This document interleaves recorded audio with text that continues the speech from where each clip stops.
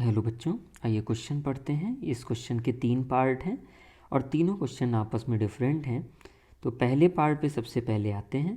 पहला पार्ट है when a formic acid solution is titrated with the sodium hydroxide will the solution be acidic, neutral और basic at the equivalence point. तो यहाँ पे आप formic acid जो कि एक वीक एसिड है और उसका टाइट्रेशन सोडियम हाइड्रोक्साइड जो कि एक स्ट्रॉन्ग बेस है इसके साथ करवा रहे हैं। तो आपका जो सॉल्ट बनने वाला है वो वीक एसिड स्ट्रॉन्ग बेस का बनेगा।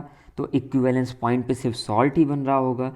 तो वीक एसिड स्ट्रॉन्ग बेस के लिए जो पीएच होता है वो आपका ग्रेटर देन 7 आता है इस टाइप के सॉल्ट के लिए, क्योंकि आप स्ट्रॉन्ग बेस यहाँ पे यूज़ कर रहे हो वीक एसिड। तो इसका मतलब जो सॉल्यूशन होगा आपका वो किस प्रकार का देखने को मिलेगा, तो सॉल्यूशन आपका बेसिक होगा।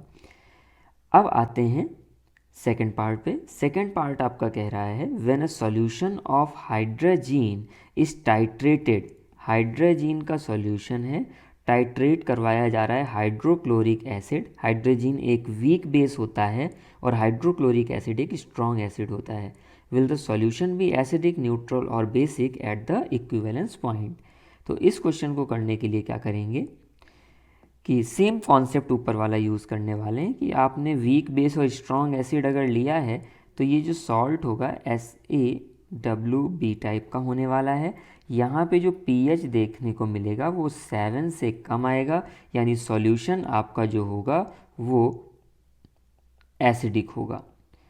अब अगर हम तीसरे क्वेश्चन पे आएँ तो तीसरा क्वेश्चन हमको ये कह रहा है कि if you use methyl orange in the titration of CH3COOH with NaOH will the end point of the titration correspond to the equivalence point? Justify your answer। तो यहाँ पे ये कह रहा है कि अगर आप एसिटिक एसिड का टाइट्रेशन NaOH के साथ करवा रहे हैं और एज ए इंडिकेटर आप मिथाइल ऑरेंज यूज़ करते हैं तो टाइट्रेशन क्या इक्विवेलेंस पॉइंट को एंड पॉइंट बताकर रिस्पॉन्ड करेगा या नहीं। तो मैं आपको बता दूं, ये आप वीक एसिड स्ट्रॉन्ग बेस को अगर आप यूज़ कर रहे हो तो इसके लिए वीक एसिड स्ट्रॉन्ग बेस के लिए जो सबसे बेस्ट होता है वो फिनोप्थलीन होता है।